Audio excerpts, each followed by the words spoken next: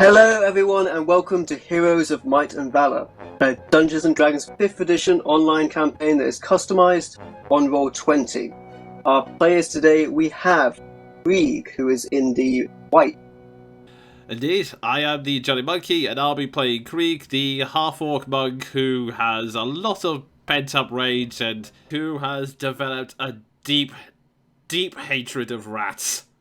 Indeed, we also have Lucas in the red. The ruggedly handsome half-elf bard with a penchant for heroism and valor.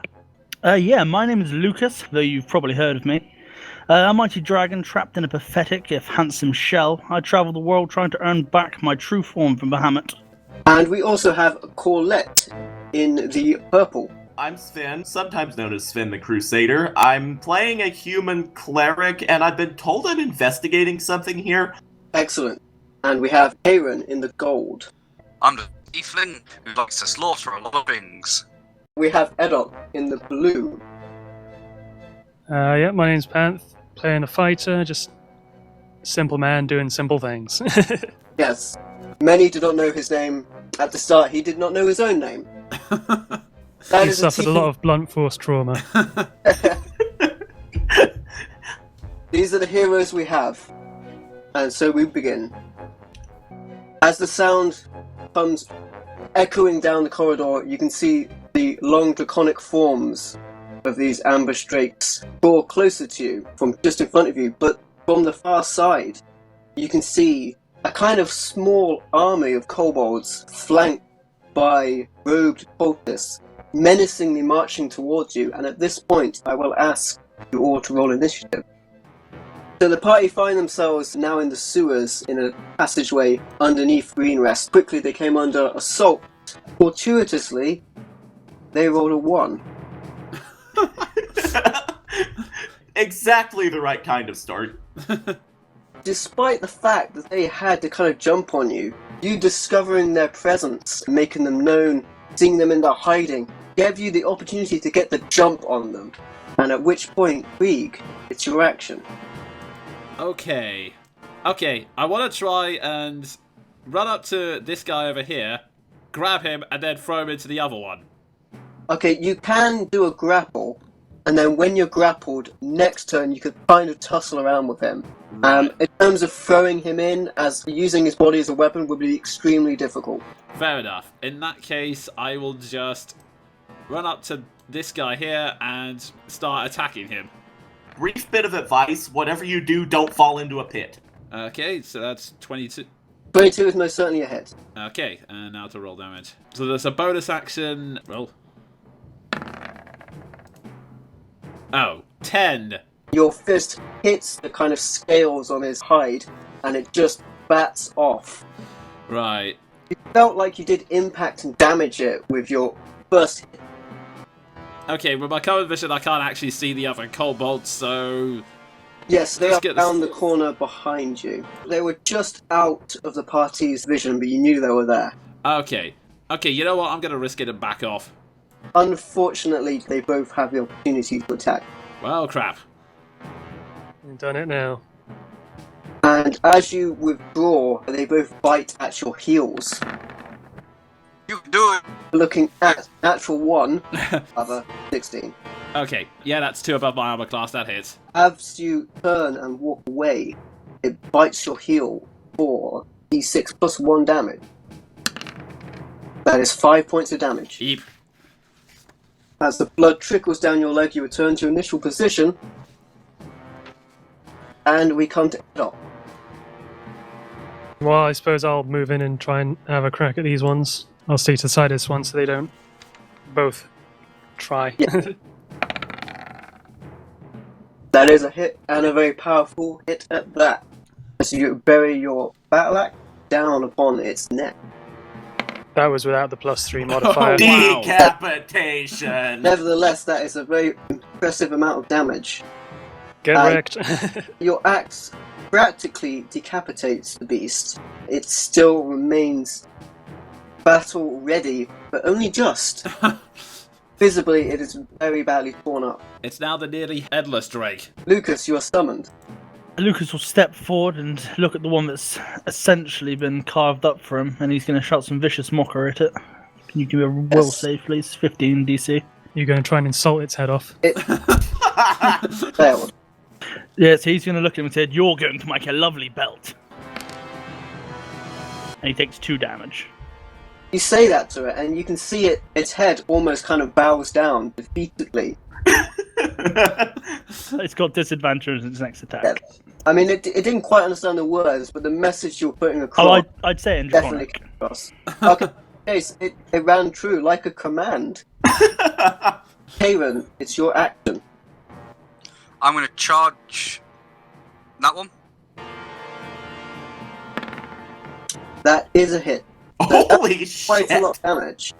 You kind of stab right through its chest, drawing a significant amount of blood, but it's barely hanging on. Both of them look like they could drop at any moment at this point. So we're looking at Corlett. I'm down to 1, and I'm going to use my last slot now. I'll move up here, and I will give Krieg Shield of Faith. Krieg, a magical aura surrounds you, increasing your armor by 2 points in a kind of holy shield. Nice. And with that, I'm going to draw my crossbow and shoot one of these guys in the face. I'll aim for the one whose head is barely on. Specifically, the one that Edok nearly decapitated. Both of them are visibly covered in blood and damage at this point. That is a hit. Nice. Your bolt comes in and it hits it square in the eye. Its head already lowered from the insults it received from Lucas, and it just collapses in a heap on the ground. Well, there's your belt, Lucas. Wonderful. From behind you, you can hear a kind of stampede, as it were, of running, as it sounds like your combatants have used their full move action to get closer. In front of Karen, the last remaining ambush drake goes for a bite. 15. My armor class is 15. Just barely. Teeth sink through your armor and onto your skin. However, since they are not attacking from ambush, their damage is significantly reduced. 6 points of piercing damage for you. Yay! Kieran cheers at the bloodshed he's received. We return to Krieg at the top of the order. Okay. Lucas is going to say, "We probably want to head in one of the 2 directions, or we're going to get trapped here." In response, Krieg goes, "Let's go forward," and pulls out his sickle this time and is going to try and slash the last basilisk. Wait, not basilisk, Drake. Quite a jump in CR. 16. That is a hit. Phew. They're lightly armored stealth creatures who were simply caught out in the open at this point. Okay, and reroll. 5 points of damage is enough with the amount of damage it's previously taken. You just slice it in twain. No, Nice. not Mr. Bitey. Krieg gives Karen an odd look and then says, "Forward or back? Decide now." Let's press on. Between you, Edok, and I, we might be able to form a shield wall here. Krieg thinks about it for a minute and goes, "I will join you. Whoever's feeling brave enough, scout around back there, see if there's an opening.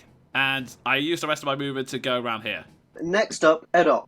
Well, I don't think they're going to give up chasing us, so we might as well make a stand, I reckon. You could stand back and throw javelins at them, but given your track record... We'll leave the javelins where they are, I think. Okay. Yeah, I'm going to prepare myself against the kobold onslaught. So you can hold an attack action until they come up to you. That's what I'll do. So you're holding it until they come to attack you physically. Yeah, I'm assuming they're going to get within melee range and try Yeah. something. Sounds like a plan. Lucas, it is your action. Radio, I'm going to move up and check the rest of the corridor here before we just end up getting sandwiched between nasties. Lucas, you may make a perception check. I'm no expert in these matters, but that wasn't very good for us, I don't think. I think I might have beat them. It was 19 before the stealth roll on top. That's a pity. You get an uneasy feeling when you move up. Kind of like you're being watched. In which case, I would like to hold an attack action for anything that sort of pops out at me and tries to attack me. Next up, Karen. I'm going to move up next to Lucas and hold my action for when something jumps out. Call that your action. I'm out of spells I can cast, so I'm going to turn this way, draw my mace, and prepare to attack anything that tries to rush me. At which point it will go to their initiative. Lucas and Karen, you can make perception check. Oh, it doesn't matter. No pressure, Karen, but it's down to you now. Wow. Oh, come on. I like to imagine I've caught my reflection in Kieran's swords. You kind of hear a slight low growl above your heads. Too late to react to it, you are attacked by ambush drakes above you. For Lucas,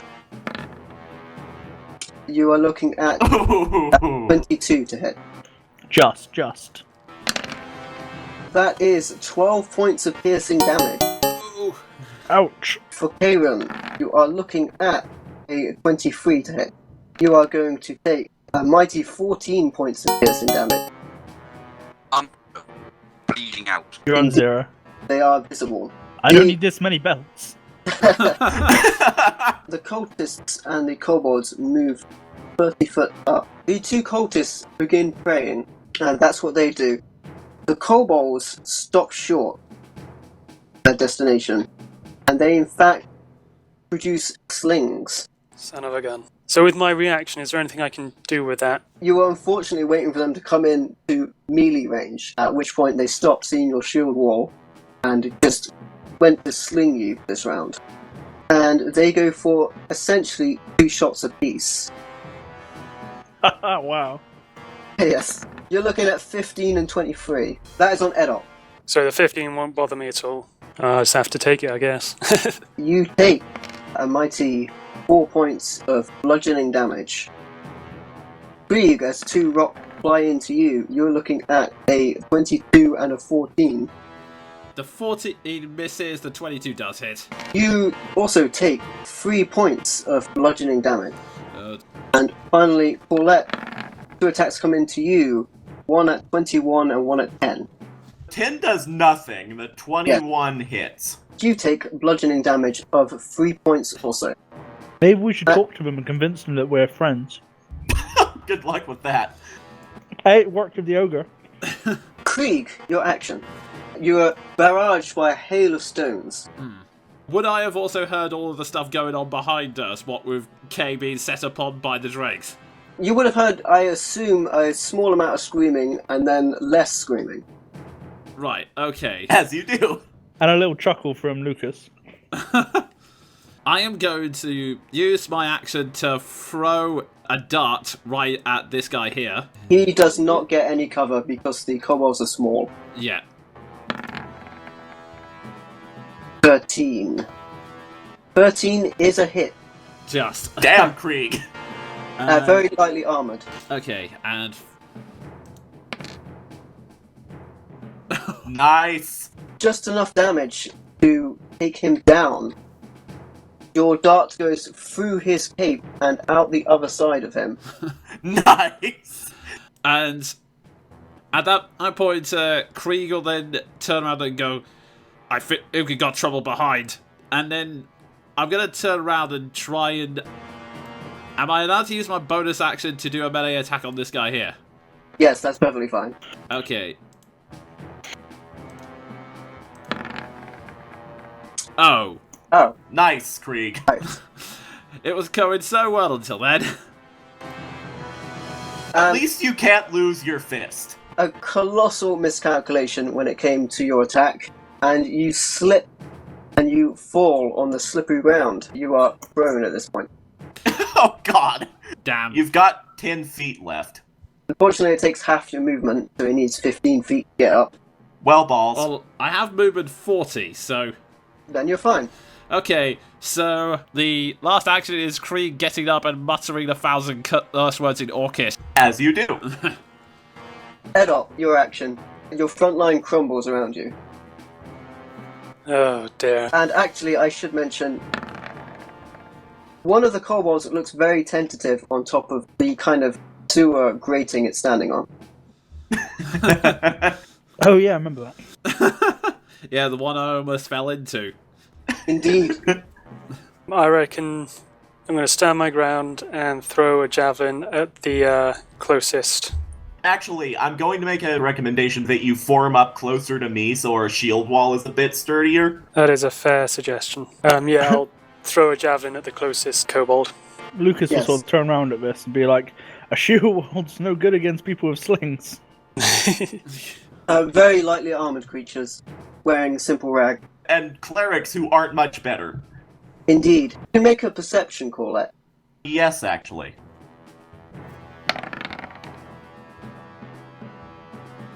That is a hit just on. And Bullet, you can see what looks like the kind of outline of leather armor underneath these robes. From the one down on the floor, his robes are open, so you can see there's armor underneath. 5 damage is easily enough to take out a meager kobold, and your javelin runs it through. That'll learn him for hitting me with stones or whatever. Lucas, Lucas is looking at his possibilities of survival. Decent now that they're in the open. you are aware that fighting them head on, they're certainly less proficient than when they are sneaking you. You also have a giant wall of buffed orc behind you. A giant orc buff who only has 4 HP, but otherwise, yes. Yes. Yeah, exactly. I can tell you that Lucas is probably thinking of throwing them Karen's corpse and running away. You know Lucas quite well. The thing is, I'm pretty sure Karen would do the same thing to Lucas. Unfortunately, Lucas is trying to regain his true form by not being that kind of person. So yeah, he's just gonna have a pop at the guy in front of him with his rapier. Nice. That is certainly a hit. 11 damage. You half skewer the beast in front of you. I'm gonna give an inspiration dice to Krieg actually, since he's right next to me and stands a better chance of killing this guy. A little whisper in your ear, Krieg. You can do it. Is a Take little me bit from his lizards.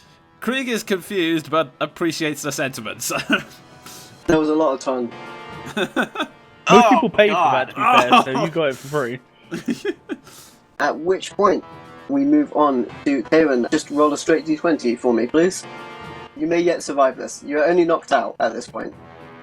That is 1 life save for you, Karen.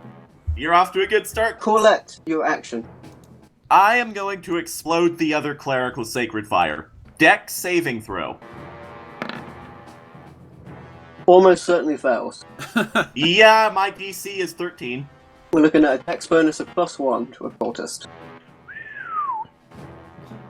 Your sacred fire emits all around this cultist, and the flames rise up and they burn him away, bone and ash.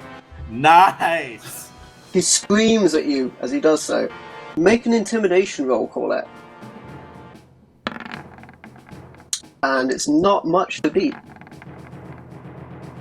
So you essentially just vaporized one of the 2 handlers of these kobolds, one of the cultists, both of which are dead. They're seeing their numbers drop fiercely, and a big shield wall in front of them. They in fact turn and run. Yes. Nice. I turn and call this fact back to my other companions. I think I scared them off. Great. Now how about the 2 lizards here? One of them, who ran away, actually drops down. Does he fall down the hole? Does. He rolled under 10. Our trap worked, guys.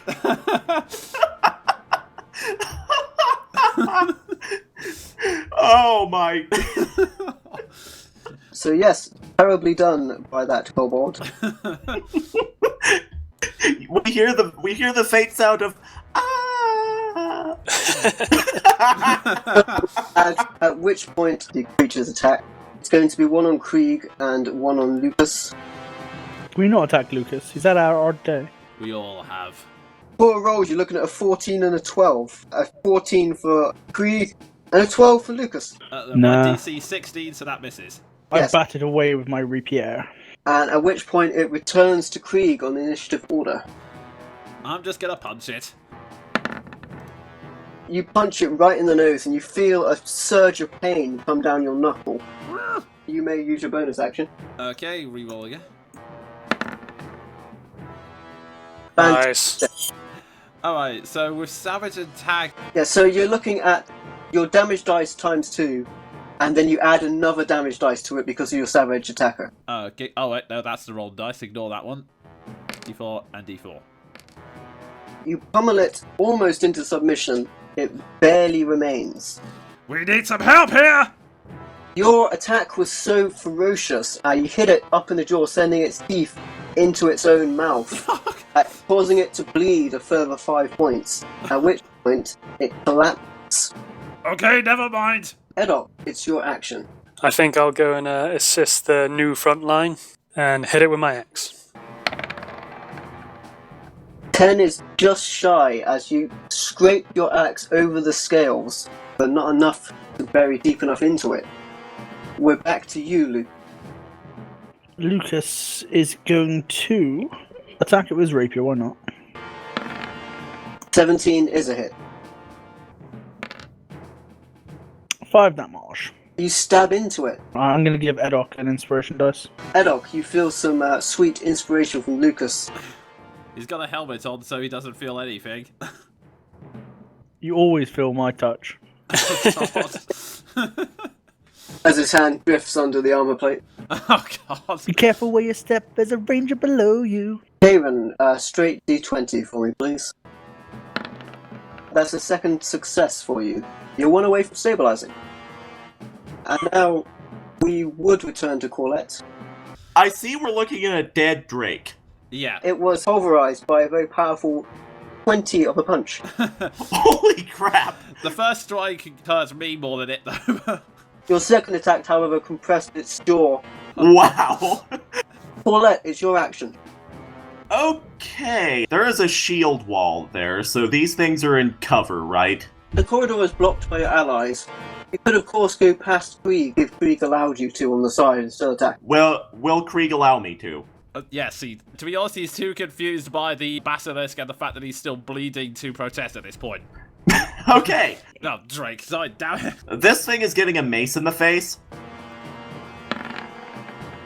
This thing is not getting a mace in the face. The trek over to that side of the battlefield, passing your allies, wore you out to the extent that your attack was very kind of weak when it came down. And you more or less pat it than you do attack it. Nice. Nice. Coleb, it's nearly killed our friend, why are you petting it? At which point it has Lucas. Classic. Oh! 2 on the hit. That will hit. 6 life and I'm down. It does exactly 6. Wow! Perfect. As you are distracted, whispering into Edok, turn around to battle once more to see a teeth of the beast latch on your arm, and it drags you to the ground. Krieg, I'll heal you when the battle is over, friends. Okay, I'm going to move past Colette if she'll let me. Yeah, no complaints. And with a roar of frustration, anger, and desperation, I am going to attack again.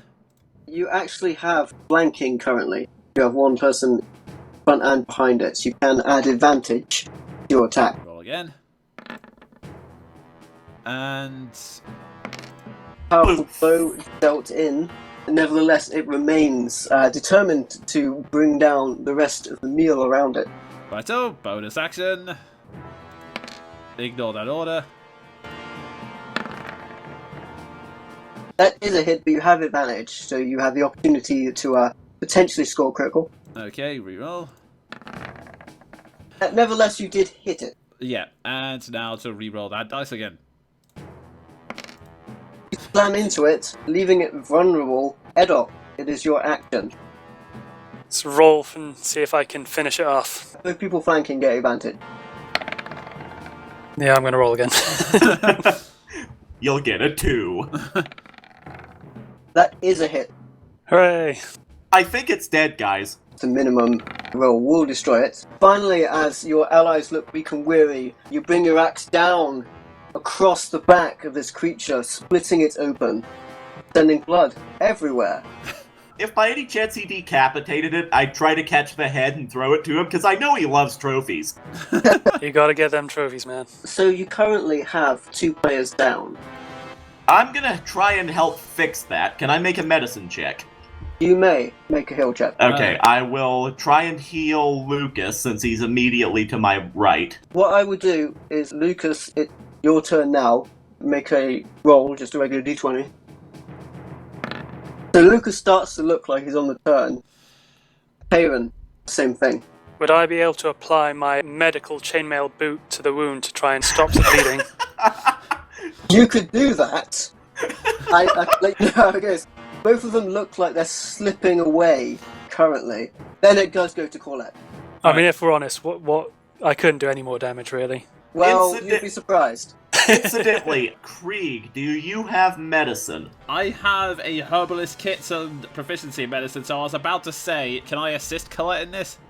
You can assist, yes, but you'd have to go to your initiative to do that, which you can. Okay. Yeah, I'll hold off until you start applying herbs. You may make that roll. You've got one of those Resident Evil green herb. Mix it with a red herb. So that would be a +4.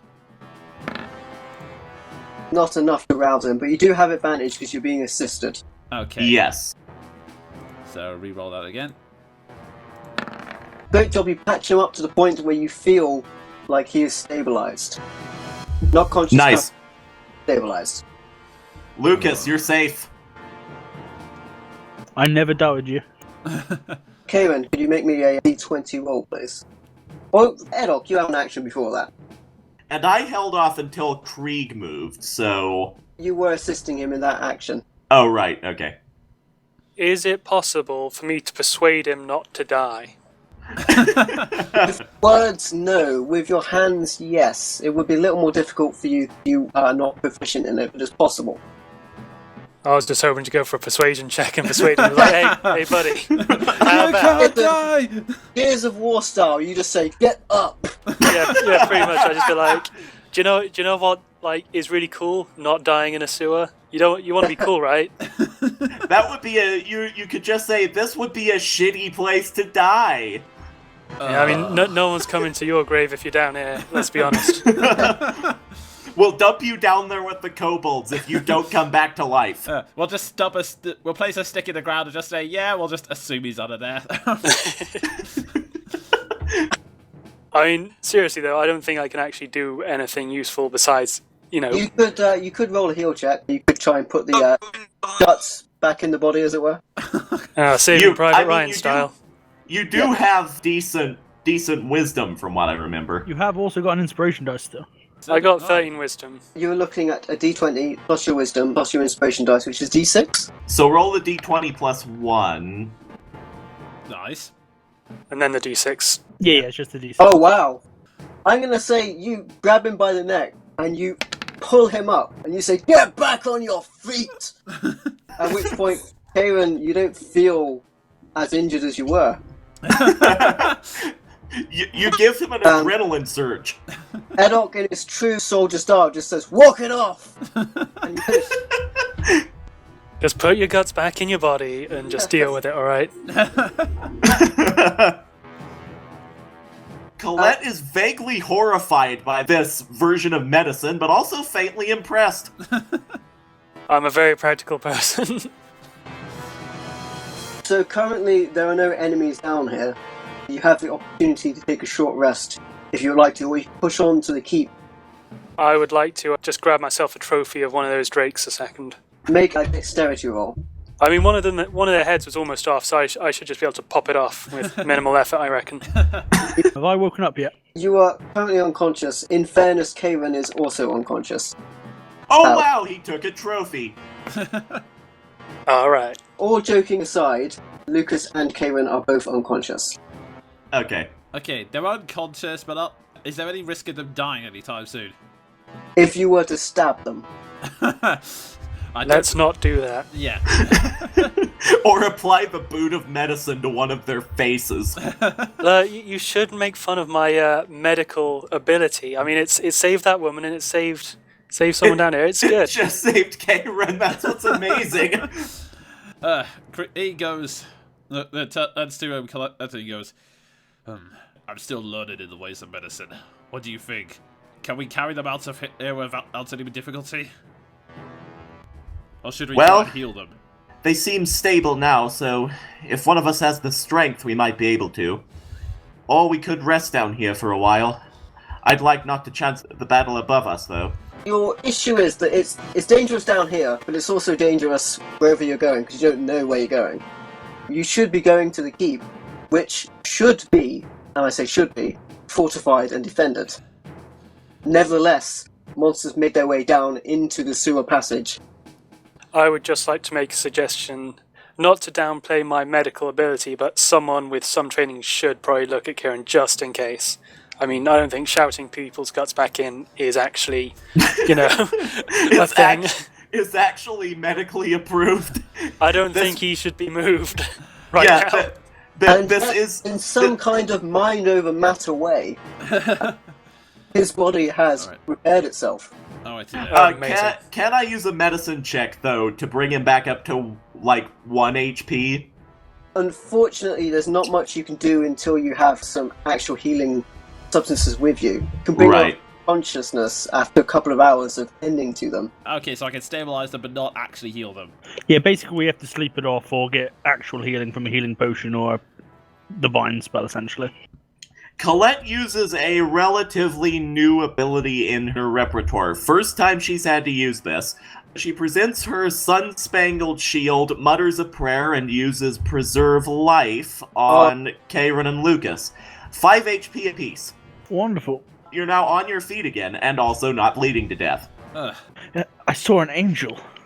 Oh, you're right, Coda. Krieg lets out a little grunt and goes, I'm glad you're alright. And just for the record, Lucas, you wake up on your back, and above you, you see an adorable cleric and an absolutely terrifying bloodied half-orc. Sounds good to me. It's that duality, I love it. Contrast. Krieg takes a glance at the corridor and then goes, so what now? Do we rest or press on? Well- Rest here. Karen suggests to rest and heal.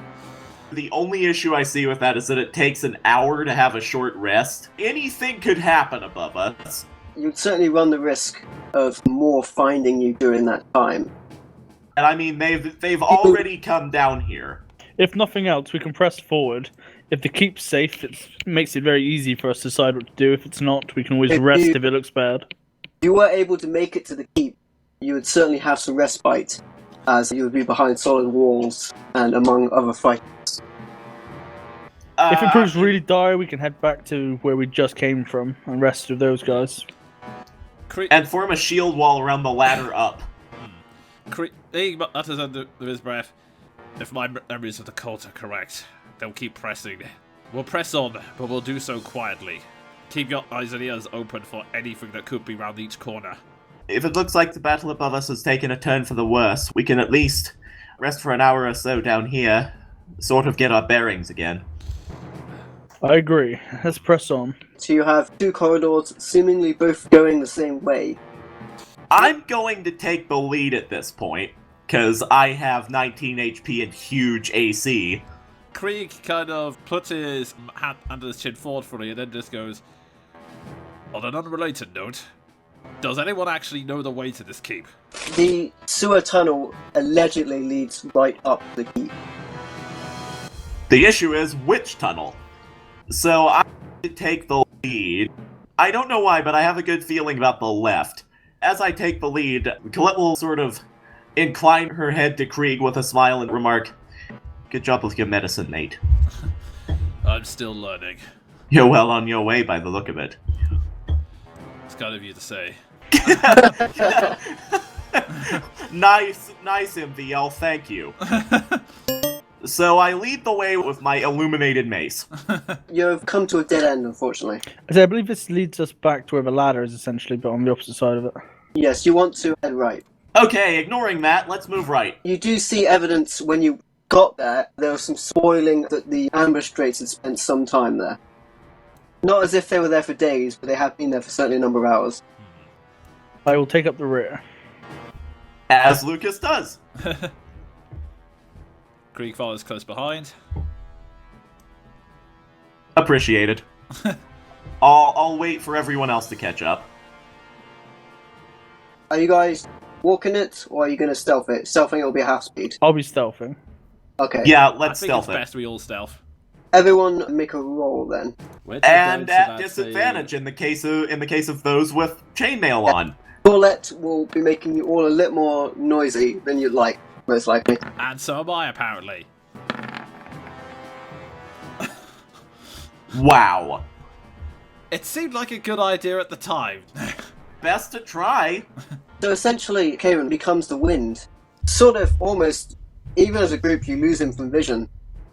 However, your whole kind of group is let down by the fact you have this heavy metal trunch of Paulette in her iron boots, kind of unwillingly but still slowing down to try and lessen the effect. You're heard as the sound echoes throughout. I'm going to mutter behind me, watch out for sewer grates. Krieg just makes it irritating. You emerge essentially to the other side of the larger corridor. Can I keep checking the ceiling periodically? You may. You're about 60 foot from the entrance. Because you guys are slowed down, there's a slight chance something could happen. So could any of you, and you can debate it amongst yourselves, but just one of you. Roll me a straight d20. Should the leader do it? I can do it if you want. Yes, it's... He beat us to the punch. And then you wished to check your surroundings, didn't you? Yeah, I believe Lucas said he wanted to do that. Wow, it'd be an 8, but regardless. Oh, I You're got looking one. around, but the constant sound of crunch, crunch, crunch of Paulette's shoes in the muck and the grime underneath you kind of puts you off.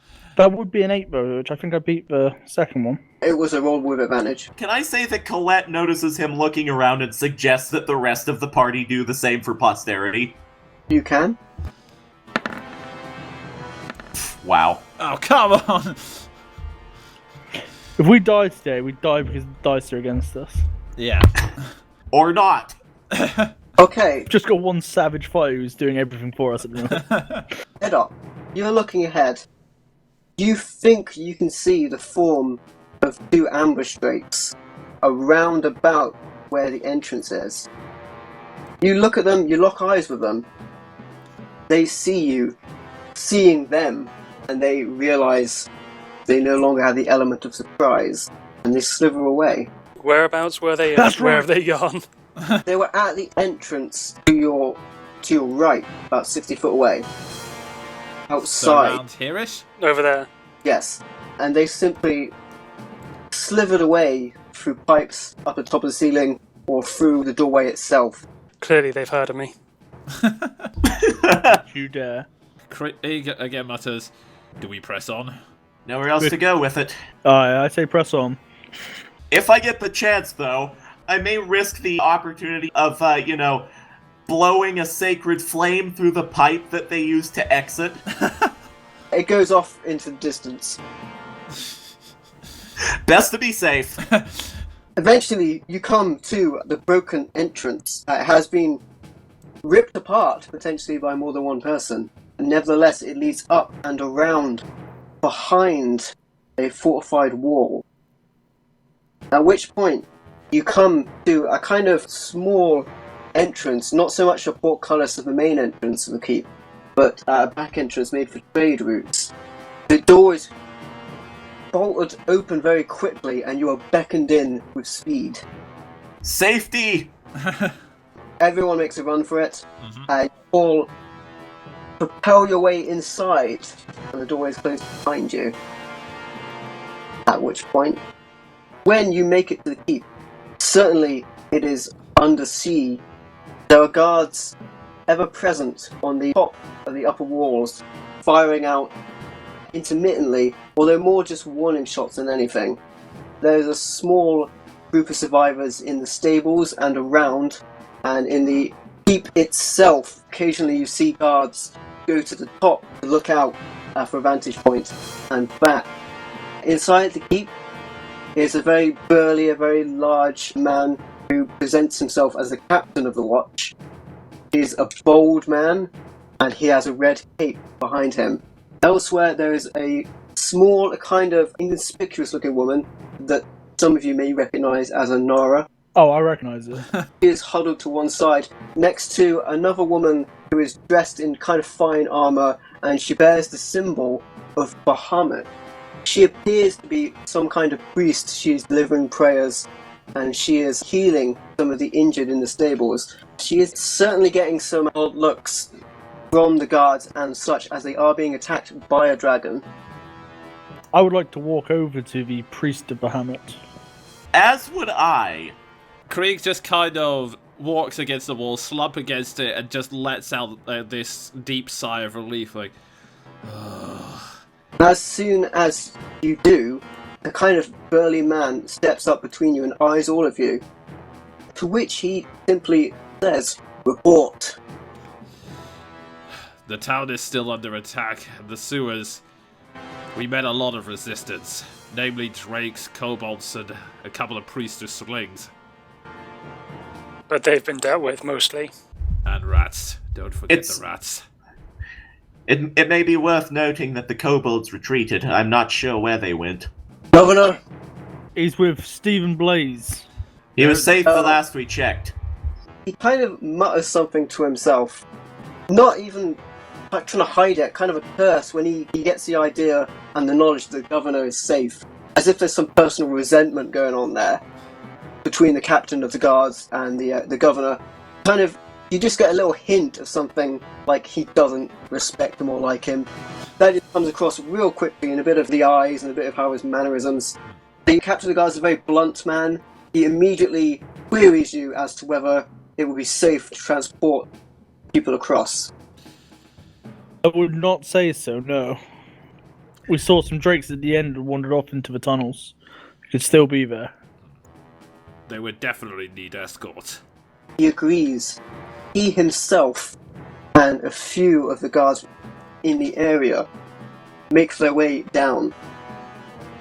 After a short while and a nervous wait, they eventually return with the survivors, Puff and Lena Swift and their children, and Harbour Nighthill and Stephen Blaze, and of course Finn. During their time away, can I request from the cleric of Bahamut for some healing from my god?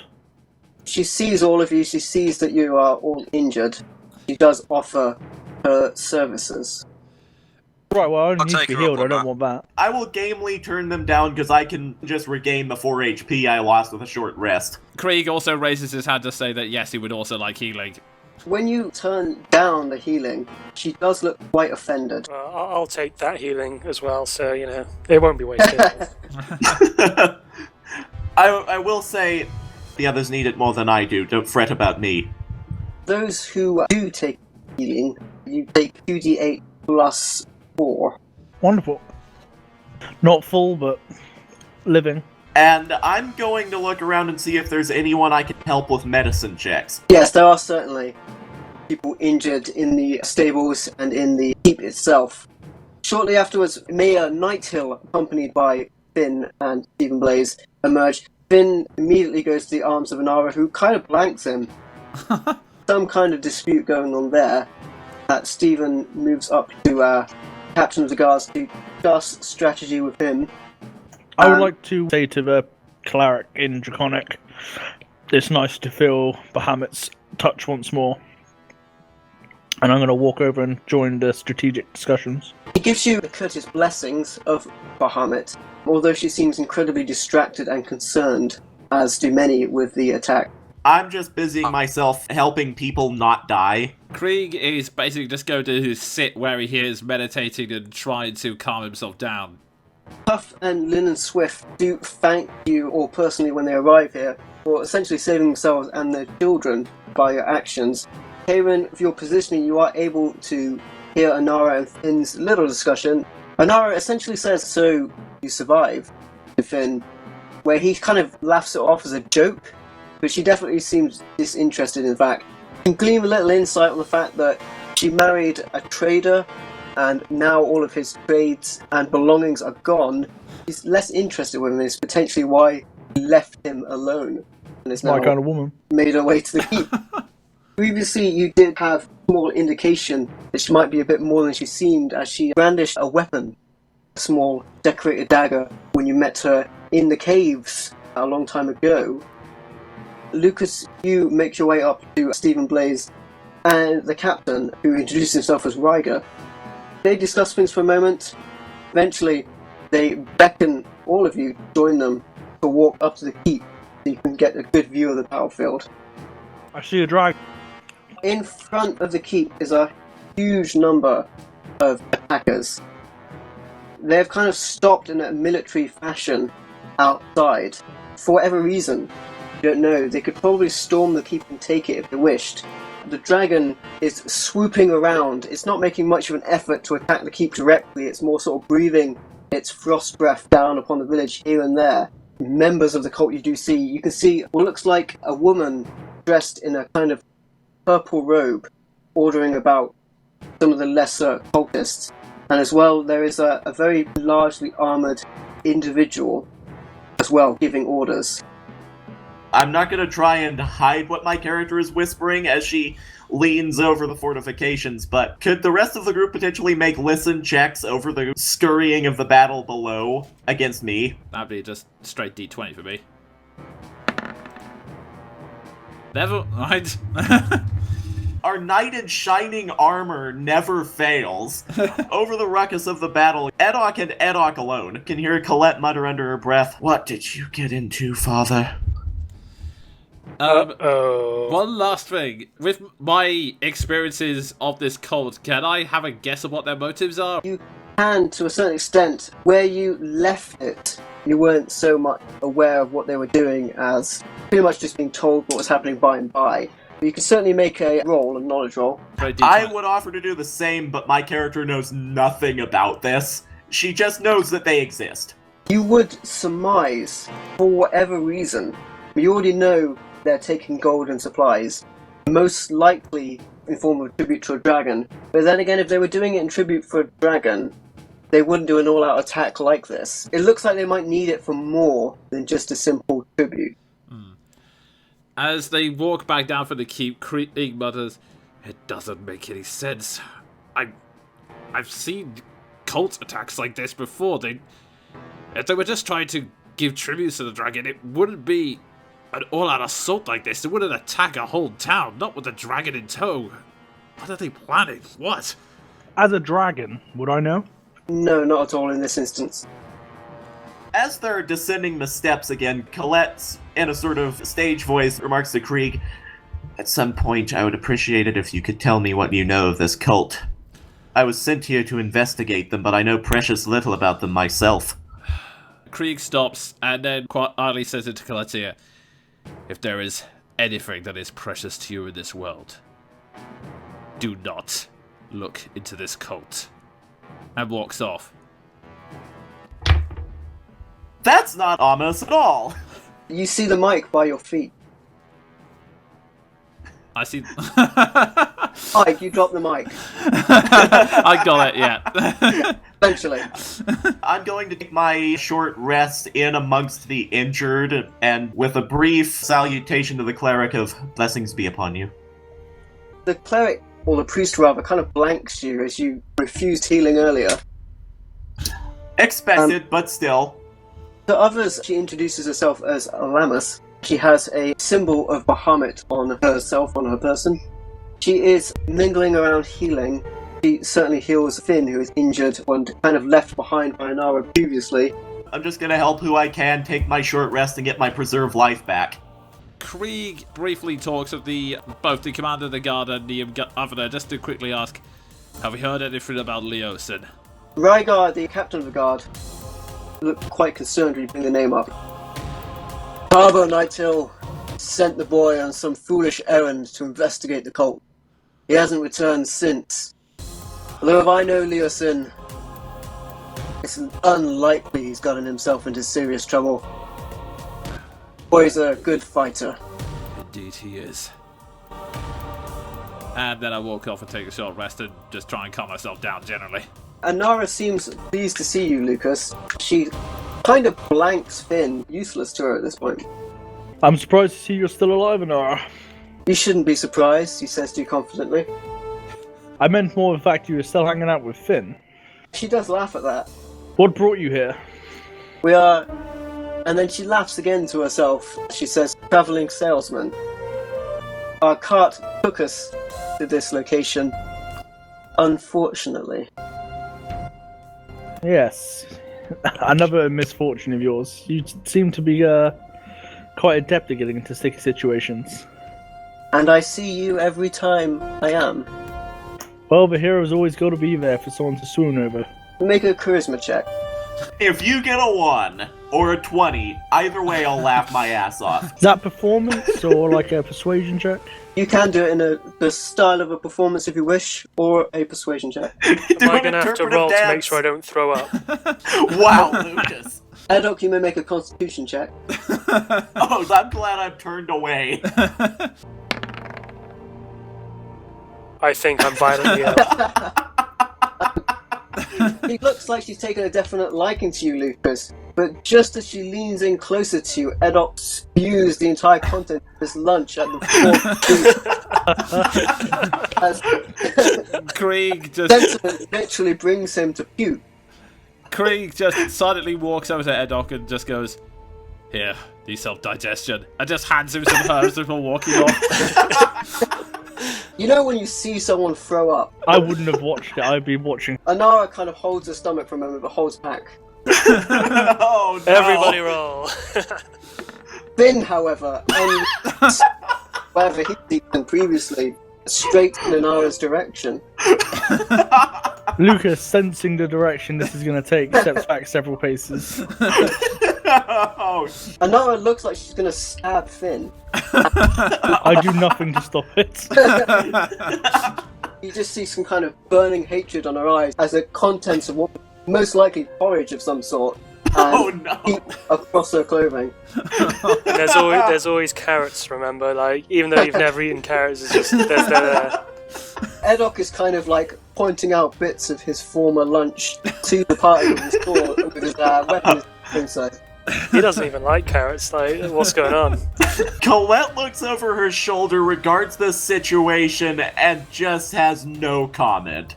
You never know what's going to happen. Rygar and Stephen Blaze make their way over to you. They beckon you towards them so they may discuss. I quite happily go over. I would like to make my apologies to the dragon priest and be like, sorry about that. She gives you a small amount of healing, just because you look like you need it, after which. It's just something to settle my stomach. And she hands you a pitcher of water. Many thanks. Stephen is the first to speak. We've assessed the situation. An all-out attack would be foolish. We plan to wait till the morning. Forces from Darkadia will come, and we suspect the cult will retreat at this point. If they wanted to attack us, they would have sent that dragon in and brought down the keep. We don't know what they're doing, but currently it works to our advantage. Does it not seem like this is merely a distraction then, and they're seeking something else and taking our gaze from it? Does indeed, which I must ask your favour. We suspect they are draining our resources elsewhere. The port, the mill, and the town hall all contain a large amount of goods. The town hall itself was most likely used as a point of sanctuary for our people, who may be vulnerable and enslaved if we aren't assisting them. Then we know where we need to go. Indeed, we would ask, as we distract the army with our fire, you to dash to these locations. As it stands, there isn't enough time to do all of these missions at once. So we must do what we will before nightfall. When the night falls completely, we will be vulnerable. I would rather save human lives than resources. Agreed. Understandable. I'm with you. Rygar will give you the details, at which point he informs you of the missions available at this point. The port to the far end of the town contains a large amount of wheat, grain, and things around where there was a mill next to it. This is where a lot of their resources were gathered. Unfortunately, if they don't have these resources, they can't feed their people, and their people will starve. They could appeal to the larger city of Darkadia, where they are hoping backup will come from, since they sent a messenger in that direction. Nevertheless, that's not a guarantee, so if they don't have any food, they can't feed their people. A dragon is attacking very sparsely, and although that is a big danger, Governor Nighthill would like to get some more information. He wants to interrogate one of the raiders. He tells you, "I'd give anything to know what we're up against. And for that we need a prisoner. Commander, even a low-ranking one at best," he informs you. Knowing Lucas's tendencies, Colette kind of nudges him. Yes. If we take a prisoner, I'm leaving that to you. Oh yes, I'll have him singing like a fiddle. The most high-ranking member you've probably seen would be in the purple robes. She was, however, surrounded by a dozen guards. She currently has left her location to be in the center of her army, so she's probably out of your way. You could certainly grab a prisoner from one of the attacking forces as you venture out. In other areas, because small skirmishers are around everywhere. There are mercenaries and bandits as well, who would probably be a lot more likely to talk than cultists would, because they're fanatical. Like I say, the port and the mill contain resources. That's one problem. So, expanding upon what I said earlier, Rygar tells you the guards have spotted a new threat. Raiders are trying to set fire to the town mill, and if it burns, we'll lose our stockpile of flour, and we won't be able to grind more for months. I'm trying to assemble enough defenders from here in the keep to defend it for the rest of the night. That'll take time to do a straight service. If you could get to the mill quickly and drive away those raiders before they can set it aflame. So you need to defend it until our force arrives to take over. That shouldn't take longer than 15 minutes. Can I just make a general sort of inquiry at this point? What's the dealio with this dragon? Is it here willingly or is it being controlled? Do we know that? What you know about dragons, they don't often attack straight up, they will stay in their lair. The dragon is attacking here and there, just randomly. So if it is, which it most likely is, working with a cult, it's not really acting like a good soldier would. So it could be potentially open to persuasion to either turn against them or to just bugger off entirely. It's a stretch. Yeah, dragons are sort of egotistical folk. Yeah, dragons are very arrogant, so partially some of its disservice to its masters would probably just be its nature, not the feeling like something like this is beneath it. Egan interjects, "Dragons don't really take orders or listen to anyone. They consider us all ants." And, Yes. And the cult in turn feels that they're above any form of life, as long as they have the dragon's blessing. Well, being as earlier I was the only one to hear Sven's character's little muttering, would it be possible for me to just sort of inquire what exactly that is all about? She will tell you whenever there's a moment they're not surrounded by everyone. The other, probably most pressing issue would be the temple. It is a temple to Shantae. Inside, the townsfolk have barricaded themselves, and it is under attack. And that's certainly the most pressing in the mind of Rygar. Out of this keep, you could take the Sally Port, which is an exit of it, which would be more of the trade route. You could take that to get to the mill, which itself has a port. You could go across the water to get there fairly quickly. But as mentioned, the most pressing issue would probably be the sanctuary, the church that they're using. Right. The thing is, if we get rid of the people near the mill, at least no one will survive and not starve to death. But if we save people and the mill goes down, everybody's going to die anyway. Yes, certainly if the mill's left alone, it'll be burnt down and they won't have any provisions. I'd rather save food, otherwise everybody's going to die. Is less likely to affect people as much as no food for months. Surely, over the course of this night, we can save more than one thing. You could attempt both. It will be close, but you could attempt it. Well, In we that- go first and then go to church, because at least the survivors we've got up to now can eat. Otherwise they're going to be eating each other. Yeah, I was about to suggest, because MPL, didn't you mention that saving the mill wouldn't take that long? I mean, you still have to get to the mill, but the actual point, you'd only have to defend it for about 15 minutes before the guards themselves, he'd send a small force to get there. What sort of Okay. force do they have here? It's only a couple of guards, enough to defend it, but not enough to take it. Can I ask him if there's any chance any of them would be willing to go as a sort of forward guard to this church so we can head there first?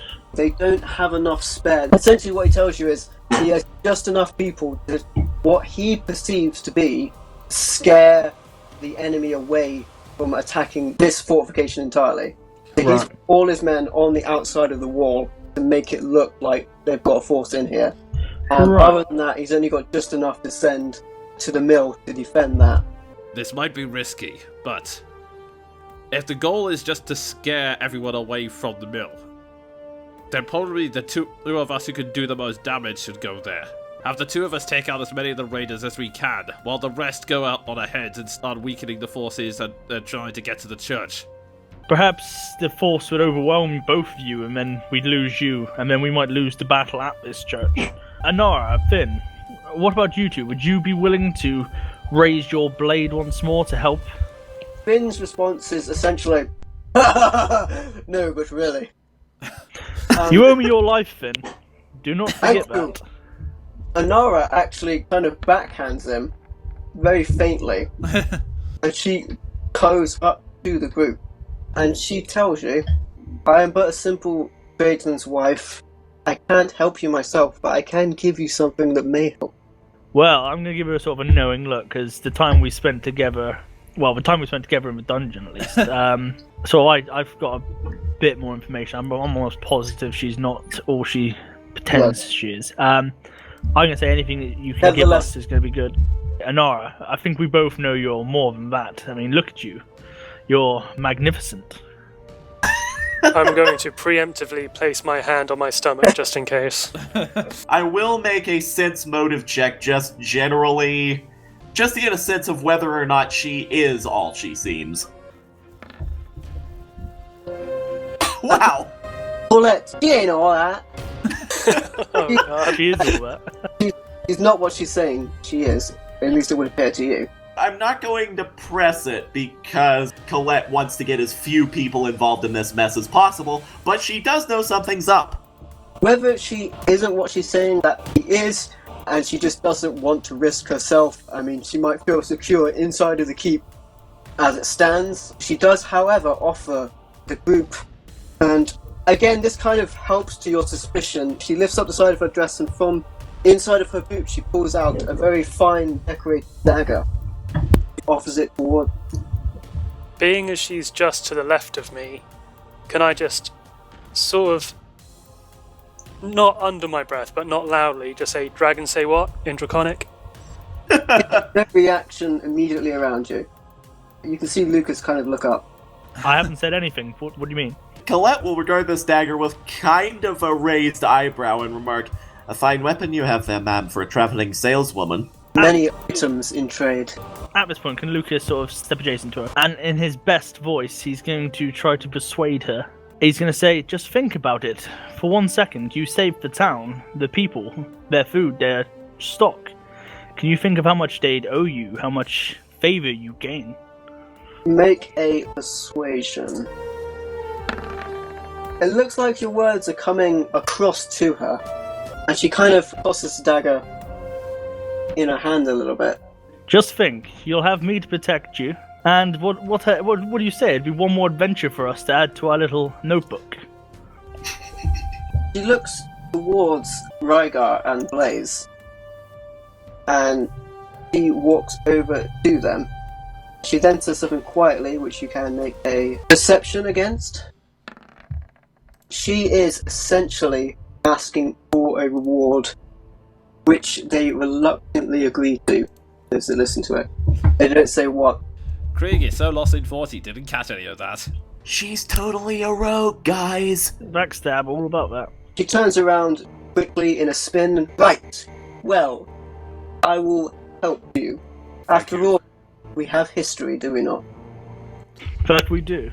We'll take all the help we can get. Indeed. Right, so now we need to prioritize. We need an itinerary. Where are we taking first? Everything's time-based. I think the mill would be a good bet first, just to make sure everyone already in here doesn't starve overnight, and then we'll head to the temple. Good plan. Would the best plan be to clear the enemies at the mill, and then perhaps have half our forces head in advance towards the next objective so that we can hold it whilst the guards arrive and sort of make sure that people don't escape with our citizens? That sounds like a plan. If nothing else, we don't have to defeat the forces of the mill, just scare them off. Between your charisma and my monstrous blood, we might be able to do that. Colette pipes up, and my flame, apparently. That too. And my axe. I was Just just waiting for that.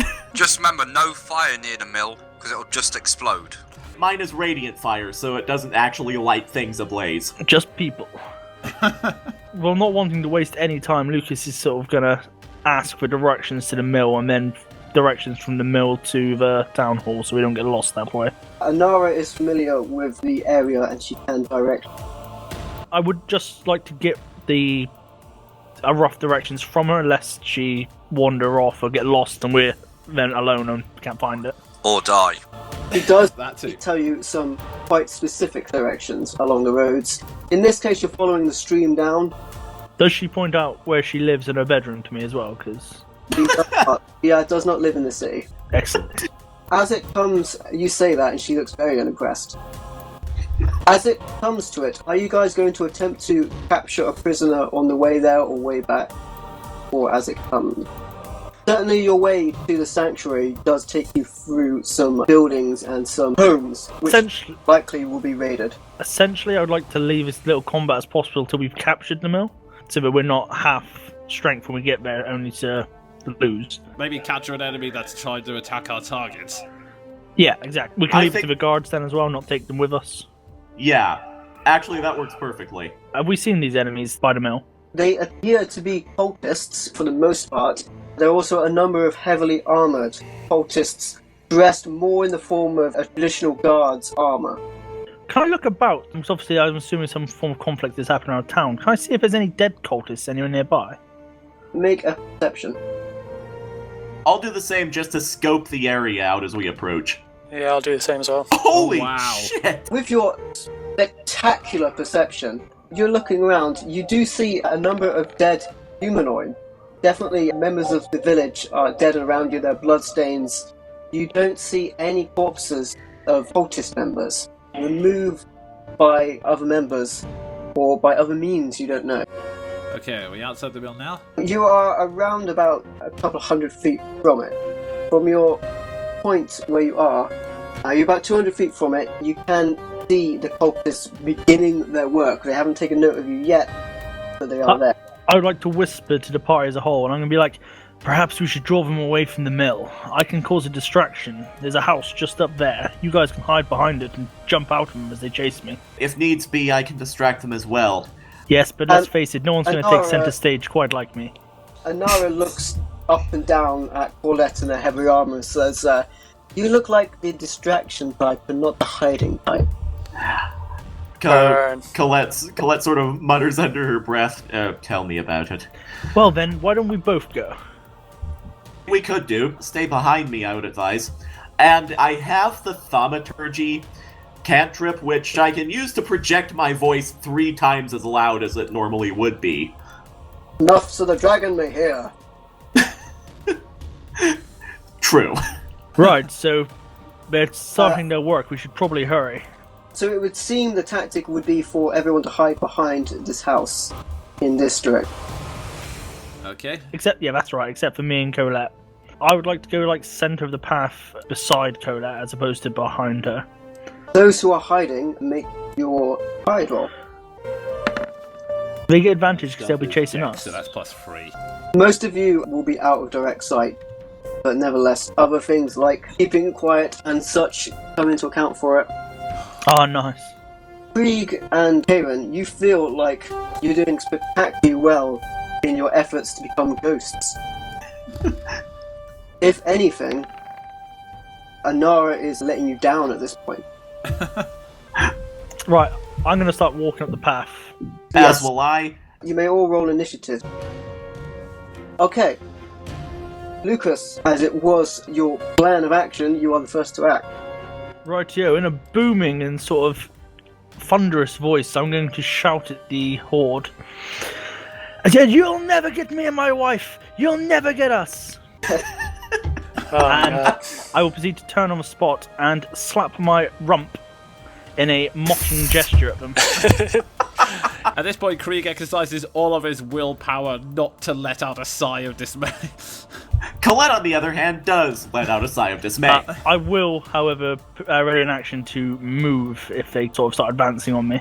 It then goes to them. You hear an order from the back group, and a few of the cultists begin marching in your direction. The others start moving on to the mill. Right, so I'm going to move. As I run past, I'm going to whisper, head to the mill. We've got these ones. And you're whispering that to the group. To the group, I'm not going to look at them, I'm not going to give any inclination I'm talking to them, but I'm going to say it as I go past. Do I get double movement if I spend my entire thing doing it? If you're running, straight running, then yes. Yeah, no worries. And Over the roars and the fighting in the background, you still hear Lucas's order. In that case, I'm going to try and sneak round the back and start aiming towards the mill. If you're going to do it stealthily, you'll be at half movement. yeah, I don't think you can run. And Yeah, stuff. I'm abandoning stealth. Okay. So I'm just going to try and move around the house to around here-ish, I think is the best I can do. So you've abandoned stealth, have you? Essentially, you come round the corner and you see a group of cultists heading down the road. As you see them, they lock eyes on you as you just bolted round the side of the house, and they stop in their track. Edop, your action. I get the feeling that we're probably just boned. Yeah, well, we're just attacking them now. Briefly remind me what the plan is. Were some of us supposed to go to the temple, or are we just all fighting here? We were going to kill these guys, and then, like, Aim for the part mill. of us were going to head off, essentially, yeah. How many of them Okay. went into the mill? The vast majority, actually. Anara says, I can't see anything from behind this house. Suppose I'll go around the house and provide backup. I'm going to make a flaming arrow for my crossbow. Right, as I discussed earlier, since it's not like an actual enchanted flaming arrow, it would be very difficult to do, and it would impose disadvantage. And you might light your crossbow on fire. Yes, there's also a Can consideration. I not just use cloth round the arrowhead, douse Again, it in some oil? It's not a specialised item to put a piece of cloth around an arrowhead and weight it and make it very ineffective. I'm just thinking about making flame to a building. To light an entire building on fire with a small amount of fire, like a lighter's worth, is very difficult. Also, we're supposed to stop the mill from burning down, not burn it down. Every single I was about session, to say. someone suggests lighting fire to something. I think we should set fire to the mill, and it'll kill out all them evil doers. If we were going to set fire to it, why did we even come here? Anara whispers quietly, he's insane. To be fair, though, it's the last thing they'll expect. So it's like, they came to burn the mill, so we're going to burn them in it. The guards aren't here, and they won't know. We'll just blame it on to the kobolds. Be like, oh no, we were too And he late. essentially suggests this with Anara and Edok around you. And Kieran, it is your action now. Do what you will. I'm going to suggest that idea to them, see what they say. Krieg mutters, "Do it and I will knock your face in." And then I'm going to shoot one of the boats coming towards us. Yes. You're looking at armor class 12. No. The distance is just too far for you to travel and shoot effectively, and your bolt goes wide of your target. Paulette, your action. I am going to move up here and sort of try and pull these cultists away from the group and the mill. Is that first one going on the mill within my line of sight? The one next to the mill, yes. Okay, my range is 60 feet on Sacred Fire and longer, I think, with my crossbow. Yes, your crossbow is longer. I'm gonna make a show of this and use my Sacred Fire, it's more reliable. He can make a dex save. Check this out. He's learned special effects. He makes it. Ah, Yeah, he makes it like a champ. He still takes some damage, though. Flame erupts all around him as it disperses like Goku. He remains totally fine. ah. Next up is Lucas. Well, seeing as the plan has failed, I will just head up to sort of help with the execution. Anara moves around to find the party on the left, where most members are. She's gonna double move again. With disadvantage for range, she rolls a natural 1. Oh. Wow. Krieg, could you roll me a percentile dice? That's a D100. Looking at 10% or under. Oh, Dagger comes flying past your ear. It doesn't get anywhere near the enemy at this range, but you almost had that dagger land in the back of your head through error. Krieg just lets out a growl. So Lucas moves up. I've got the wrong one copied. There we go, that's the right one. And then it goes to them. A small number of them are remaining around the mill as they start to simply douse it in a liquid. 2 of the cultists ahead move up towards Colette. Good. The next bunch start to move towards Lucas and the rest of the party. The more heavily armoured ones are hanging back. They look like they are armed with swords but spears as well, and they do brandish them. And they start to form up a kind of wall in front as the other cultists start to prepare their devious act on the mill. Krieg, you're up again. Okay. If I attacked that guy up here, would these two get an attack of opportunity on me? No, but you would have to go over that wagon there, which would be a dex roll. Right, okay. Or strength if you wish to jump it.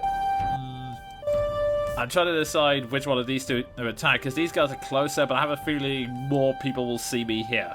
Well, certainly they are aware of you at this time. They're just trying to fulfill their mission. I'm gonna go about here and attack this guy. Nice. Run up with a flying kick. You Damn. literally knock his block off. And then I will attack this guy with the Yes. bonus action. That is also a hit. There we go. Your spinning roundhouse kick kicks him in the midsection. He's still up, but he does look terrified. And just before I my turn, Krieg takes a deep breath before bellowing at the top of his lungs. If you dare burn that building down, your precious dragon will not save you from my wrath! Threats to the dragon were made.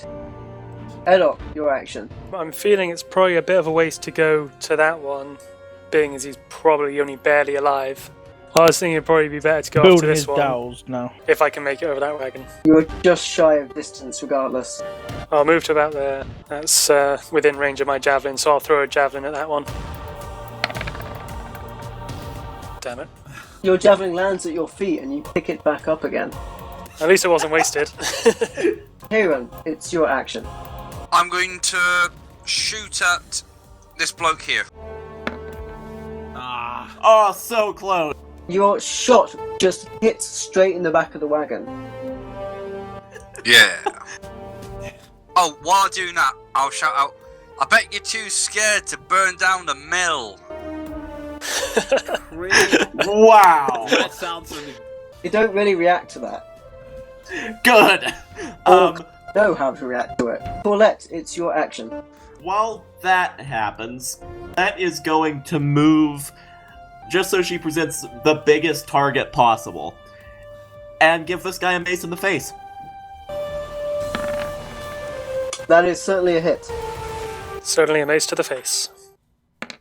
You make it over and you slam your mace down right into his face, impacting the cultist into the ground.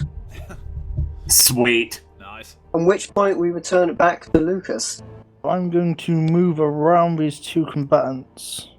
I'm going to prepare a spell. It's just a cantrip. Prestidigitation. If I Yes. see them light a torch or any form of fire, I'm going to snuff it out instantly. I've just looked at Prestidigitation. It's actually got a 10-foot range. In which case, I'm just going to lob a dagger at the guy to my right. Or not. Your dagger finds its way directly in front of you, 5 foot, and you pick it up. Wonderful. I will give Colette a inspiration dice, and that'll be me. Please don't let that mill be on fire. Panara comes around to the side of this cultist, and with a 14 plus 4, she stabs him in the face. She literally carves his face off. Wow! I want to take his face. I'm not sure who's more horrifying, Edok or Kay. We'll be back. We're going to take a quick break.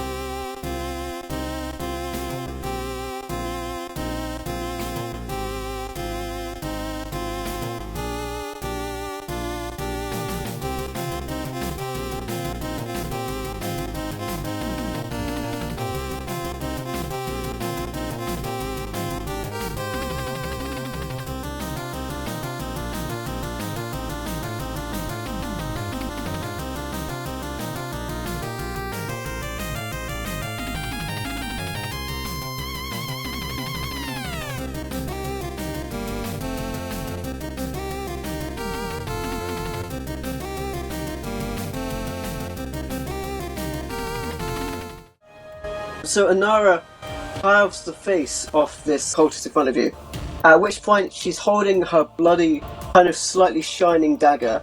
She looks down at it and kind of says to herself, damn, we were supposed to take one alive. Yeah, there's plenty more to pick from, don't worry. The one next to you comes towards you, Colette, as do the two near Lucas.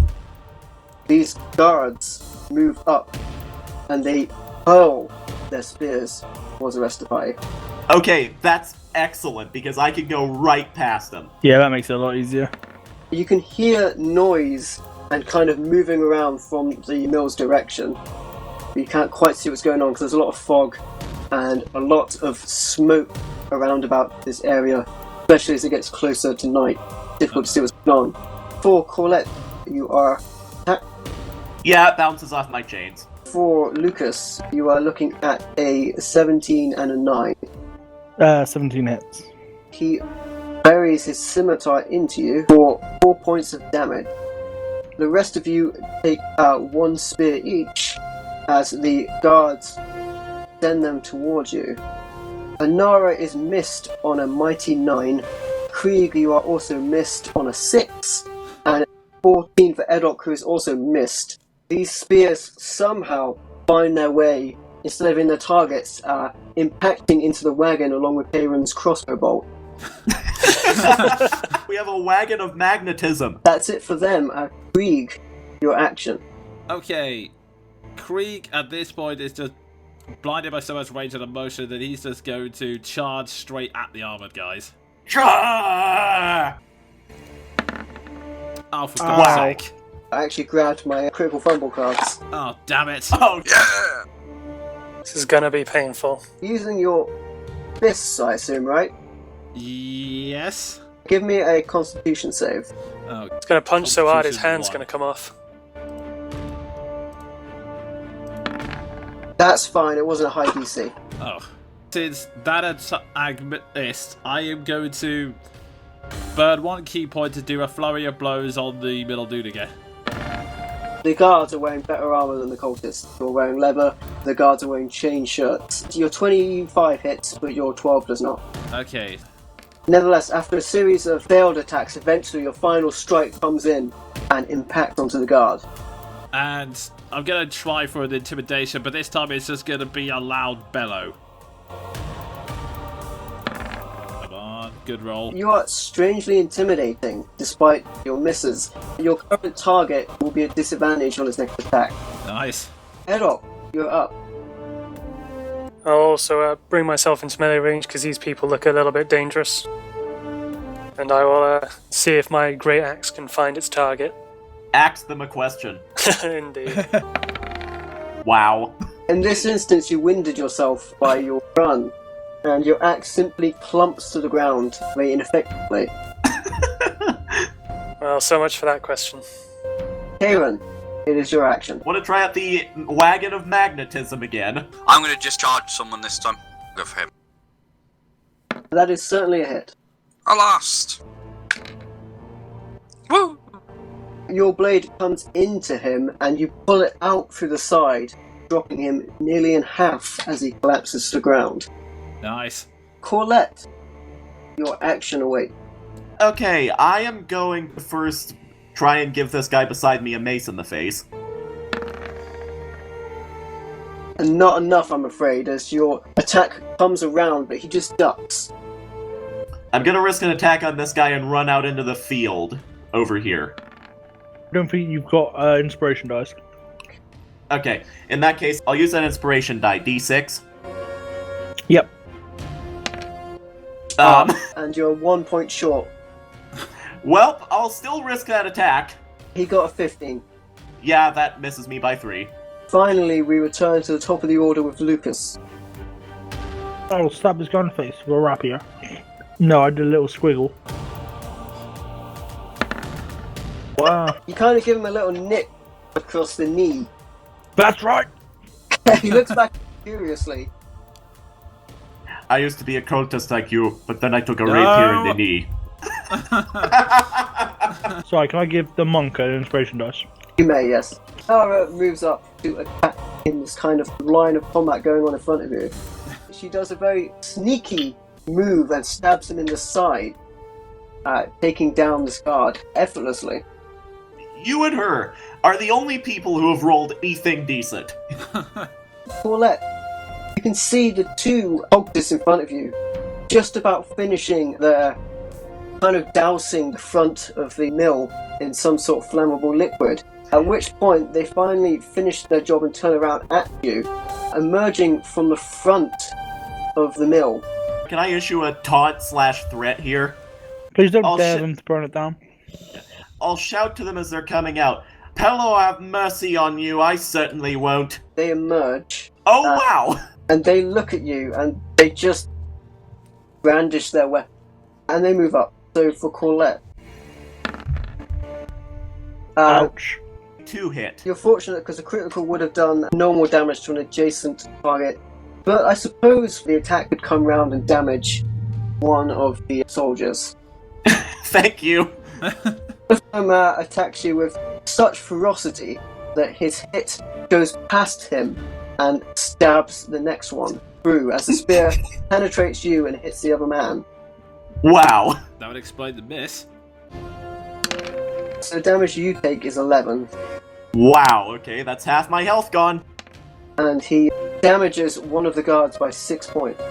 I'll take it. You also took an additional 6 from the Okay, other. I'm down to 5 HP. Anara is attacked. Lucas whistles as he wanders off. Just jumps in the river and just floats away. Screw this. And that's What? 1 on Anara. Oh, right, cool. Would you believe his attack hits himself? I really wanted to do 8 damage and kill him. He literally went to go towards her, and then she kind of flashes him a bit of cleavage, That would work on us all, let's face it. causing him to fall backwards. His blade comes down and hits himself in his neck. The power of cleavage. Best It's thing I've ever seen. Insert something from Carry On. She's literally carving apart all the enemies for us. It's wonderful. With her boobs. Well, that's why I keep rolling really badly, because my character's getting distracted as well. For Krieg, one attack is coming in on you, and for Edok, one attack is coming in on you. Please roll another one. A 16 on Krieg and a 9 on Edok. Yeah, that hits. It doesn't hit me. I just laugh. So you take 4 points of piercing damage. And Yeah. finally, Lucas, you are attacked by the one in front of you, who rolls a mighty 13 and misses you. Does he hit Finally, me in the knee? he does aim for your knee. You do not have the skill to land a knee shot like me. Not an arrow. He's visually great. Krieg, it's back round to you. Okay, so I'm just gonna punch him. As you do. Or not. What? Oh, Lord. Really? Yeah. Make a will save for me. Oh. The name of this fumble is catastrophic failure. Wow. You fall unconscious for 1d6 rounds. Oh god! Wow! We'll say you just get punched in the face. Krieg takes a dirt nap. Oh, And god. Edok, for action. Don't Well- roll a 1! Seeing this, I think I might have to do something potentially fancy or potentially catastrophic. Do something fancy. Try and wake me up. You could use your action to wake him, yeah. Well, being as I got 3 guys with swords in my face, I'll, maybe that's a job for the rogue who's not a rogue, or we don't know yet. Okay, I'm going to attack the guy who's immediately in front of me. At least someone can land a good hit. Oh, certainly, that's a great hit. You have sliced him. Nice. Cloven in twain. Nice. That takes some of the pressure off. I action surge. I'll attack this guy then. You can cleave another in twain. Well, again, that's the plan. Edok, seeing Krieg go down, pumps himself up. And another successful hit. This time, however, you just catch him with the very end of the blade. Not as much damage as you would have hoped. Nevertheless, we move on to Karen. I'm gonna stab the bloke next to Lucas. Yeah, While kill it. yelling, "You can't even burn down a mill, you cowards!" I was too eager to go them all. You did have the opportunity. You could have moved up behind him if you wished. Oh, fair enough, I'll move now then. You can make another attack roll then. This is the same attack roll with advantage. Yes. Just enough damage. Paulette, you're up. Okay. On the end of this guy's spear, I'm gonna try and drive my mace right into his face. Are you planning on kind of hit him in the face, or are you just going to sort of tap the spear that's already in him? I could do that, actually. Let's do that. That'll look intimidating. Not quite enough, as they're already quite heavily armoured. You go to grab the item extruding from him, and he just resists you. Fair enough. Lucas, you're up. I'm gonna run up to there, just so if he tries to set fire to it, so I'm just gonna cut him with my rapier. That's me done. Actually, I'll give Colette a dice. Inspiration dice, thank you. That's one yours. Next up. So, Anara kind of sees what's going on ahead. But the first thing she does... Give him a kick. Edok, you can see Anara produce from a small pouch on her dress what looks like a small kind of circular white tablet. Is it smelling Well, salts? Yeah, kind of like that. And she brings it towards Krieg's face. I'm going to do my best not to look too closely in case I suffer the same bad luck as some other members of our team regarding rolls. Krieg, you awaken with Anara standing over you. And boy, is she over you. She then hops over you to attack the next target. Which she misses. Not a bad miss, though. So, for Anara and Edok, you are attacked. Anara is hit, Edok you are not. 6 points of piercing damage as he stabs her. Cultist comes over to you, Karen. And he rolls a 15. Just hits. For a second, I thought you said just tits, and I was like, appropriate. 2 points of slashing damage. 2 points, 2 points. I'll laugh in his face and say, "You can't even kill me, and you can't even set fire to a mill." The cultist looks understandably confused. The two cultists in front of Lucas, they stop what they're doing and they go to attack you this round. You're looking at a 18 and a 10. 18 hits. 4 points of damage. Yep, no worries. And for Paulette, they all attack you at once. One Roll, hit. in fact. A total of 6 points of damage. That just knocked me out. Welcome to my world. From the distance, you can see Paulette brought down by 3 attackers. Krieg, it's your action. Okay, so I'm just gonna punch this guy. It wasn't a 1 at least. Straight into some hard chainmail. Right, so... Oh, you know what, screw it. I burned my last key point to do a flurry of blows on this guy, so that's... Nice. And That's it. the second one. Yeah, Look, you rolled For some it. reason, it's rolled that second one twice. There was one hit. Okay, so in that case... That's just enough, as this fighter was previously injured and has a spear poking out of his midsection. You kick it into him. And I will once again try to intimidate with them with a roar. You may attempt it, make a charisma roll. Okay, so that would be... Oh, now I get a high roll. You actually scare them to the point of they look like they're considering backing off. Sweet. And Just so long as they think twice about stabbing my corpse. You're only knocked out, you're not a corpse yet, don't worry. No, he will be a corpse if they stab her. Well, yeah, it's true for most people. Edok, your action. I'm going to attack that one. The one directly in front of you is slightly more injured. Doesn't matter. For a moment, you're choosing between attackers and you just can't make up your mind, and your blade comes between them rather than on them. Karen, your action. I'm going to just have to stab the bloke in front of me.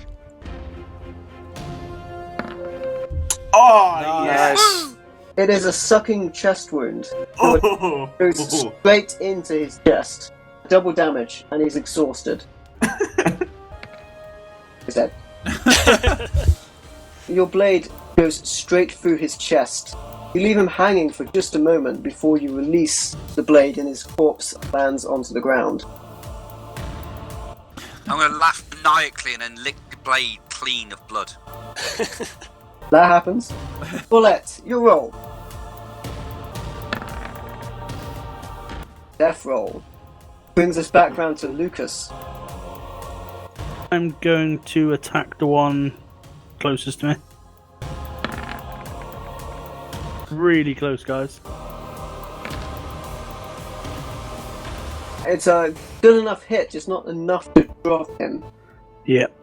They were previously fumbling about with some sort of fort, but they haven't quite got there yet, as they were distracted by yourself. No worries. I will give an inspiration dice to Rogue Biatch. She brings herself around behind the enemy that head off, and just slicing him from one end to the other. Oh. I think, honestly, she is the only competent member of this party right now. Well, at least the one with the most luck. Out of retort, the cultist next to her attack, and he does hit. Uh-oh. He slices into her. Please don't say she's down. Nah, she's got loads of life. He goes down, Oh. and the man turns his back to his sword. As he moves forward to attack Edok, she immediately springs up and attacks him Wow! as an attack of opportunity. Oh, wow. Straight roll, because she's at disadvantage down, but she has advantage because flanking. And she misses. He turns around in surprise, and she's kind of got a kind of shrugging smile on her face, and when she gets up, It's up to no good, I'm telling you. the two cultists by Corlette move towards Krieg. You're looking at a natural 1 and 2. He Punches other guy. towards you, at which point it lands at your feet. He looks a bit confused as to whether he should pick it up or not. 3 points of damage in total, and for Lucas a 5 and a 21. Yeah, the 21's gonna hit. 7 points on that strike. At which point they begin to start to try and light their devices, which they will try and do next round. Krieg, you're up. Okay. The one to your left has no weapon currently. Okay. Well, I'm just gonna punch the one that does have a weapon, so... that a hit? That's it, yes. Okay, so... Powerful punch in the side of his head rocks him, but he's still steady. Alright, bonus action time. And this is not my night. Your vision, it goes kind of blurry at this point. You've been fighting, you're exhausted. From your perspective, your enemies are kind of concealed in a kind of mist and haze around you as you start to black out. Your attacks will count as against concealed targets for the next 4 rounds. Oh, That could be worse. I guess I will just roll out of frustration again, but also to try and intimidate. Nevertheless, you're making a good showing of it, and the one around you still has trepidation about getting his weapon from underneath you.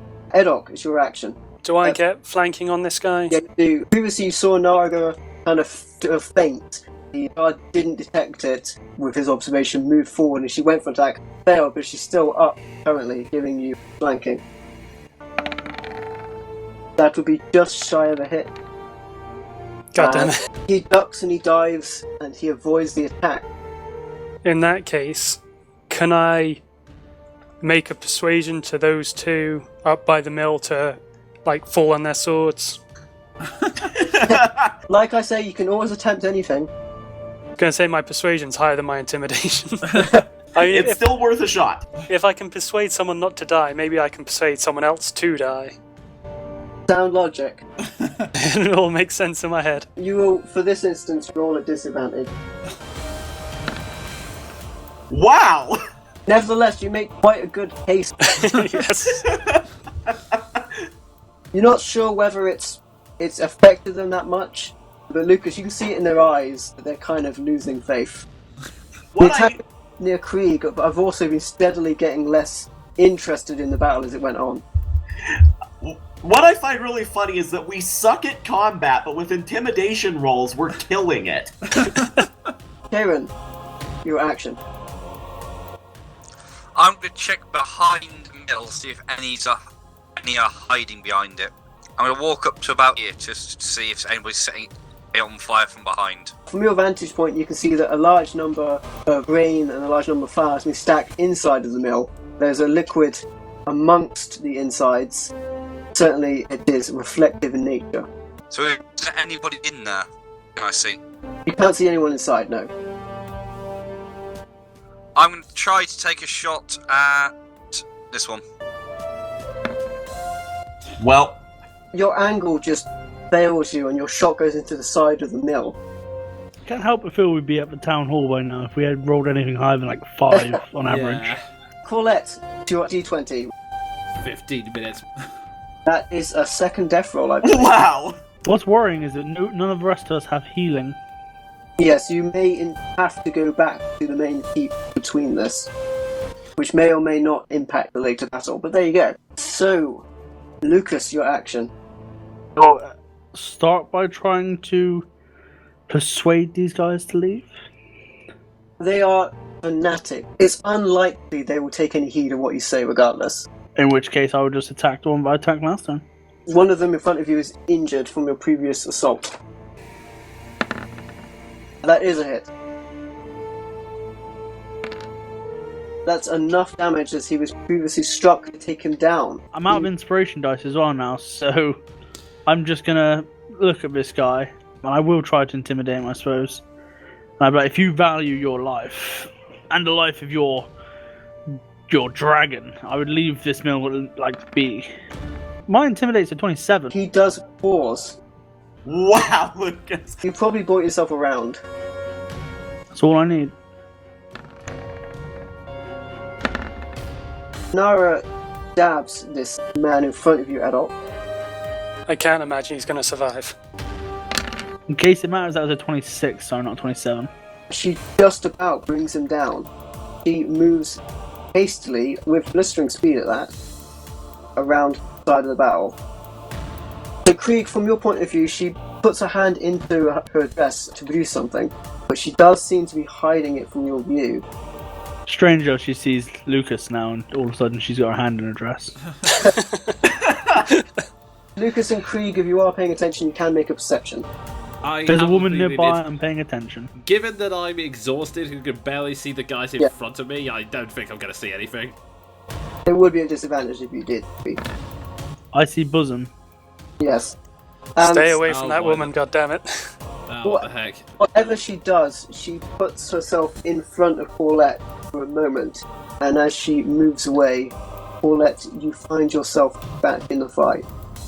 Wow, that was fast. You know why Am I I- convinced this woman to come with us? So that she would save us all like this. Wow, an extra 2 hit points. Well, I'm back up and I can mace a guy in the face. At which point, Krieg and Anara are attacked. The cultist next to Lucas is paused for thought, for whatever reason. The cultist attacking Anara is attacking essentially unarmed. 1d4 plus his strength half. Wow, nice. So he does a total of 1 damage as he throw in the boob. Boob punch. 20 on you, Krieg. Yeah, of course that hits. 5 points. Brings me down to 6. And that's it for the cultists who are fit with their numbers. Krieg, you may make an attack of opportunity, as may you, Paulette, as they finally give up and run, as there are 2 guards left. With pleasure. That is a hit. And Yes. Oh, Fuck snap. yes. We need one alive. Funnily enough, as he turns away, you can't see much, Krieg, and your attack comes down. He darts out of the way, and your fist lands right onto his foot, crushing his leg. Nice. Well, in the meantime, Colette is barely up. She is seeing stars, and she swings blindly, but with suddenly renewed adrenaline. It's normal damage for your attack, Wow. Krieg, but this person has lost half land speed and is taking dex damage. okay, But you do still get your d4 extra for being a okay, castle. so 1 extra d4. Knocked them out. I'm not sure whether Krieg would be able to tell what he's doing in this state. Well, the thing is, you just crushed his foot, so that's probably non-lethal damage. Yeah, I'll say it's non-lethal because he's just swiping low at this point. You take him down, he collapses and he attempts to crawl away currently, but not to any avail. Okay. Anara misses at this person that Colette nicked for 3 points of damage, and he makes a run for it. Can I attempt to intercept him if he's running this way? Oh, never mind. Stay on your action attempt to go for him. He went off the other way. I'd never reach him. Krieg, it's your action. Okay. In front of you, the cultist has a torch ready to be lit. He's just stopped in his tracks as he was kind of put down. In that case, I'm just going to charge and pound his face in.